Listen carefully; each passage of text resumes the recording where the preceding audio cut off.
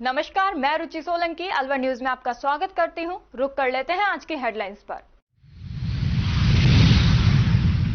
युवक की कमरे में हुई संदिग्ध मौत, परिजनों ने हत्या करने की जताई संभावना।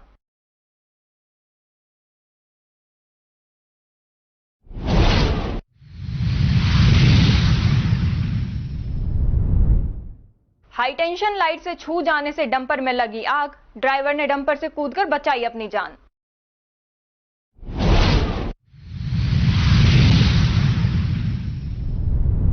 एमआईए में कंपनी छोड़ रही है नाले में केमिकल युक्त पानी, पॉल्यूशन विभाग के अधिकारी बने हैं मौन।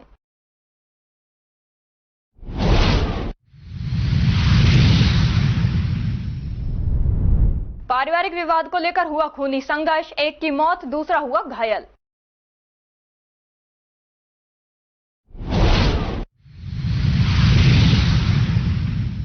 और अब खबरें विस्तार से। हरसौली कस्बे में भीषण गर्मी को देखते हुए युवाओं ने रविवार को बस स्टैंड पर निशुल्क प्याऊ जल की व्यवस्था की। बढ़ती गर्मी से जनता बेहाल है। गर्मी को देखते हुए कुछ युवाओं द्वारा अच्छी पहल की जा रही है। इसमें हरसौली कस्बे के युवाओं द्वारा रास्ते चलते राहगीरों को शरबत पानी पिलाकर राहत पहुंचाई। कड़कड़ाती धूप के बीच शरबत पानी मिलने पर लोगों ने आशीर्वाद दिया। आपको बता दें, भीषण गर्मी में जहां पानी की कमी है, परंतु इसके बावजूद सड़क चौराहों पर मीठे शरबत की छबीलें लगाई जा रही हैं।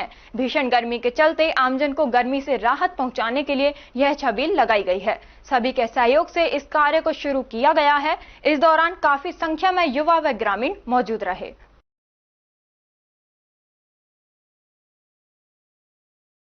10वीं बोर्ड परीक्षा में टॉपर रहे छात्र पीयूष सैनी का सर्व समाज की ओर से उनके निवास पर जाकर सम्मान किया गया तथा होनहार छात्र के उज्जवल भविष्य की कामना की गई। ब्राह्मण समाज कोट कासिम के अध्यक्ष डॉक्टर अरुण मुदगल ने बताया कि कोट कासिम निवासी पीयूष सैनी पुत्र मुकेश कुमार सैनी ने हाल ही में 10वीं बोर्ड परीक्षा में 99% अंक प्राप्त कर जिले में नाम रोशन किया है, जिसके चलते पूरे क्षेत्र के लोगों में खुशी देखी जा रही है। इतना ही नहीं, उन्होंने बताया कि पीयूष की दोनों बड़ी बहनें काजल व कंचन ने भी 10वीं बोर्ड में कीर्तिमान स्थापित किया था। वहीं 12वीं में बोर्ड परीक्षा में दोनों बहनों ने उच्च अंक प्राप्त कर अपने माता पिता का नाम रोशन किया है, जिसके चलते आज सर्व समाज की ओर से छात्र पीयूष एवं उसकी बहनों का सम्मान किया गया। इस अवसर पर गौ रक्षक चतुर्भुज शर्मा, सैनी समाज के अध्यक्ष हरि सिंह सैनी, अग्रवाल समाज से विजय कुमार, प्रजापत समाज से महेंद्र कुमार प्रजापत सहित सर्व समाज के लोगों ने होनहारों का सम्मान किया।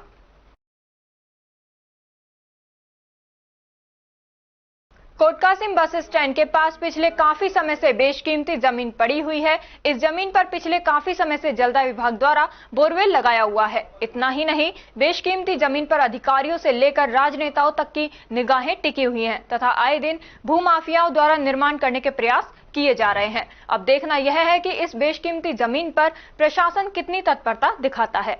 गौरतलब है कि कुछ माह पूर्व भी इस जमीन पर निर्माण कार्य करने के प्रयास किए गए थे। मामले को लेकर तत्कालीन उपखंड अधिकारी एवं प्रधान के बीच विवाद भी हुआ था। वहीं दूसरा प्रयास शनिवार को अवकाश के दिन इस जमीन पर अवैध निर्माण करने का प्रयास किया गया, लेकिन पंचायत समिति प्रधान द्वारा इस मामले में पूरी तरह अड़चनें डाल दी गईं तथा उपखंड अधिकारी को अवगत कराकर चल रहे निर्माण कार्य को लेकर मौके पर पहुंचे।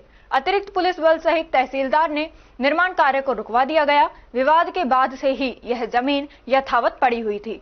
हाल ही में स्थानीय लोगों द्वारा अवकाश के दिन इस जमीन पर फिर से अवैध निर्माण कार्य चालू कराया गया, लेकिन पंचायत समिति प्रधान ने मौके पर पहुंचकर उपखंड अधिकारी सुभाष यादव को अवगत कराया तथा उपखंड अधिकारी ने तहसीलदार सहित पुलिस बल को भेजकर अवैध निर्माण को रुकवा दिया।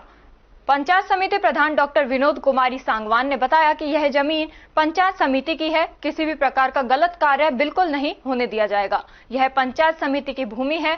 पिछले काफी समय से जलदाय विभाग के लिए दी हुई है, लेकिन जलदाय विभाग का कर्मचारी ही अधिकारियों से मिलकर जमीन को अपनी बता रहा है, जो गलत है। पंचायत समिति द्वारा इस जमीन पर लाइब्रेरी बनाने का प्रस्ताव ले लिया गया है। शीघ्र ही खाली जमीन पर निर्माण कार्य कराकर एक लाइब्रेरी का निर्माण कराया जाएगा, जिसमें आमजन को लाभ मिल सकेगा। तहसीलदार धीरेन्द्र करदम ने बताया कि अवैध निर्माण की सूचना मिली थी। मौके पर जाकर निर्माण कार्य को रुकवाया गया। भूमि पर जलदाय विभाग का बोरवेल लगा हुआ है। दस्तावेज दिखाने पर ही सीमा ज्ञान कराकर सही निर्णय लिया जाएगा कि यह भूमि किसकी है।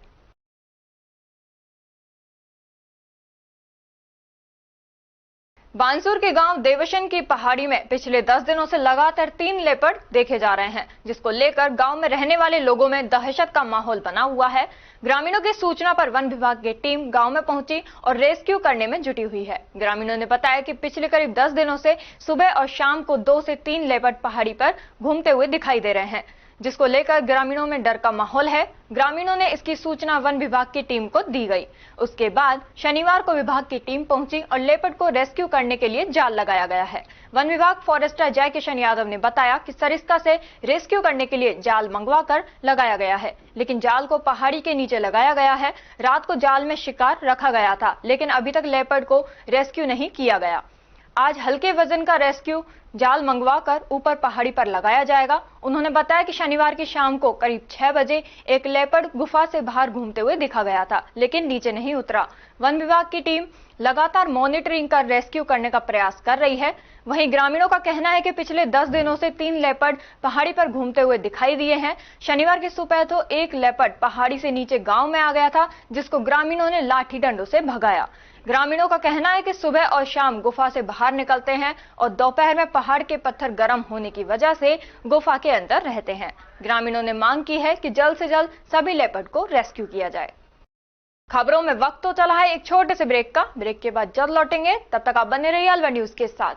तेज दिमाग, पैनी नजर और निर्णय लेने की क्षमता आपको बनाती है देश का स्वर्णिम भविष्य।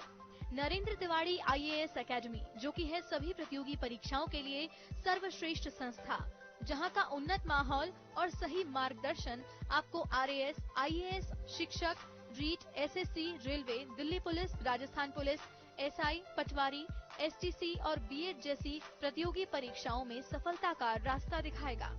अलवर की सर्वश्रेष्ठ प्रतियोगी संस्था Narendra Tiwari IAS academy, railway station के पास, लिटिल बर्ड स्कूल के पीछे, नेहरू नगर, अलवर।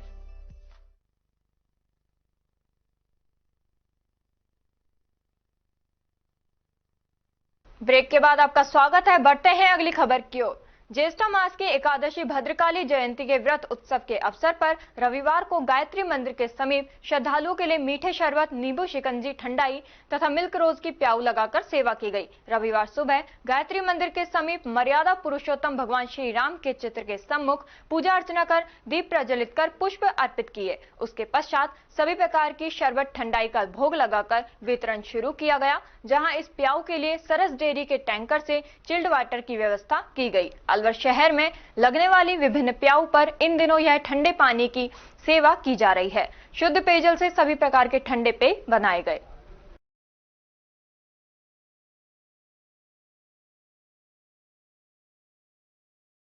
शनिवार और रविवार को अलवर शहर में हल्की बूंदाबांदी और शहरी क्षेत्र के बाहर बरसात होने से लगातार बढ़ रहा तापमान लुढ़क गया, जिससे आमजन ने गर्मी से राहत महसूस की। नौतपा के साथ लगातार तापमान बढ़ रहा था, जिससे आमजन ने अनावश्यक घर से बाहर निकलना बंद कर दिया था। बाजारों में दोपहर को आवाजाही ना के बराबर हो गई थी। अब धीरे धीरे बाजारों में भी खरीदारी होने लगी है। शनिवार और रविवार को तेज हवा के साथ बूंदाबांदी होने से मौसम खुशनुमा हो गया।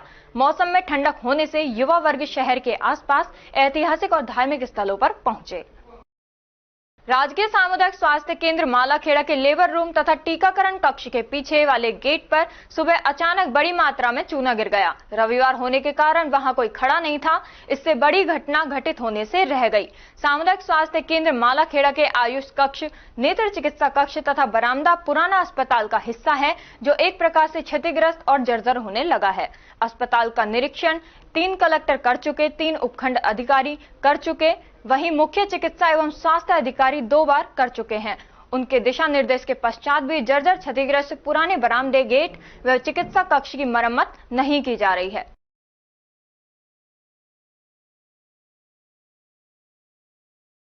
अलवर शहर के आर्ट्स कॉलेज स्थित ओवरब्रिज के नीचे एक युवक ट्रेन की चपेट में आ गया, जिससे उसकी मौत हो गई। सूचना मिलने पर जीआरपी पुलिस मौके पर पहुंची। पुलिस ने शव को कब्जे में लेकर शिनाख्त के बाद जिला अस्पताल की मोर्चरी में रखवाया। रविवार सुबह पोस्टमार्टम की कार्रवाई की जाएगी। जीआरपी थाना पुलिस के कांस्टेबल राम सिंह ने बताया कि शहर के आर्ट्स कॉलेज के पास ओवरब्रिज के नीचे पटरी पर एक युवक की ट्रेन की चपेट में आकर मौत हो गई। सूचना मिलने पर पुलिस भी मौके पर पहुंची। पुलिस को तलाशी में मृतक की शिनाख्त गिरधर प्रजापत निवासी उमरेंड के रूप में हुई है। परिजनों को सूचित कर शव को जिला अस्पताल की मोर्चरी में रखवाया है। परिजनों की ओर से रिपोर्ट के आधार पर पुलिस कार्रवाई करेगी। समय करीब 6:15 बजे और स्टेशन मास्टर ने सूचना दी कि आर्ट्स कॉलेज के पास में कोई व्यक्ति ट्रेन से रन होकर खत्म हो गया है। इसकी सूचना पर मैं constable Ram Singh, Jitendra Singh head constable जो मौके पे पहुंचे, सब दो लाइनों के बीच में पड़ा हुआ था। आरपीएफ के सब इंस्पेक्टर कृपाल सिंह जी, कांस्टेबल शाहबुद्दीन जी की मदद से हमने सब को ट्रैक से बाहर कराया गया। उसके बैग में तलाशी वगैरह ली गई, जिसका नाम गिरधर प्रजापत सनोप यादराम प्रजापत, गांव उमरैन होना पाया गया। इसके आधार पर वहां के सरपंच को सूचना दी गई। सूचना के आधार पर उसके परिवारजन को सूचना दे दी गई है, जो आएंगे और मौके से डेड बॉडी को सरकारी हॉस्पिटल सामान्य राजीव गांधी के अंदर मोर्चरी में रखवाया जाएगा। जांच आगे जारी है, किस कारण से मौत हुई है। कितनी उम्र होगी सर? उम्र होगी करीब 24-25 साल की। क्या लगता है ये सुसाइड किया है या ऐसा सुनने में आया है कि जो ट्रेन कोई खड़ी थी तो ये नीचे उतरा बताया और वापिस चढ़ते टाइम शायद ऐसा लग रहा है फिसल लगा किसी ने देखने वाले ने समझा। भीषण गर्मी को देखते हुए युवाओं ने रविवार को श्योपुर चौराहे पर निशुल्क प्याऊ जल की व्यवस्था की। बढ़ती गर्मी से जनता बेहाल है। गर्मी को देखते हुए कुछ युवाओं द्वारा अच्छी पहल की गई। इसमें श्योपुर के युवाओं द्वारा रास्ते चलते राहगीरों को ठंडा पानी पिलाकर राहत पहुंचाई। कड़कड़ाती धूप के बीच ठंडा पानी मिलने पर लोगों ने आशीर्वाद दिया। आपको बता दें, भीषण गर्मी में जहां पानी की कमी है, इसके बावजूद सड़क चौराहों पर मीठे पानी की छबीलें लगाई जा रही हैं। इस मौके पर युवा समाज सेवी सुभाष ठेकेदार ने बताया कि धर्म करने के लिए कोई दिन निर्धारित नहीं होता है। भीषण गर्मी के चलते आमजन को गर्मी से राहत पहुंचाने के लिए यह छबील लगाई गई है। सभी के सहयोग से इस कार्य को शुरू किया गया है। इस दौरान सुभाष उर्फ सुभा ठेकेदार, अनिल मेहता, बने सिंह गुर्जर, थावर सिंह, धारा सिंह, मनीष, प्रमोद पार्षद, द्रविड़ यादव, अनुराग यादव, मोनू, मधुर यादव, गौरव, डॉक्टर विक्रम गुर्जर, विनोद मेहता सहित बड़ी संख्या में युवा उपस्थित रहे। एक तरफ अलवर शहर में भीषण पेयजल किल्लत है, वहीं दूसरी तरफ अनेक स्थानों पर पेयजल को वेस्ट किया जा रहा है, लेकिन इस ओर प्रशासन का ध्यान नहीं है। अलवर जयपुर रोड पर ग्राम भाखेड़ा के सामने बोरिंग से भारी मात्रा में नाले में पानी छोड़ा गया। ताज्जुब है कि नाले में बोरिंग का पानी 3 घंटे तक बहता रहा, लेकिन किसी का ध्यान इस ओर नहीं गया। दूसरी तरफ शहर में एक बाल्टी पानी के लिए लोग मोहताज हैं। इसके अलावा सर्विस स्टेशनों पर गाड़ी धोने में भी हजारों लीटर पानी वेस्ट प्रतिदिन किया जा रहा है, लेकिन प्रशासन का इस तरफ भी ध्यान नहीं है।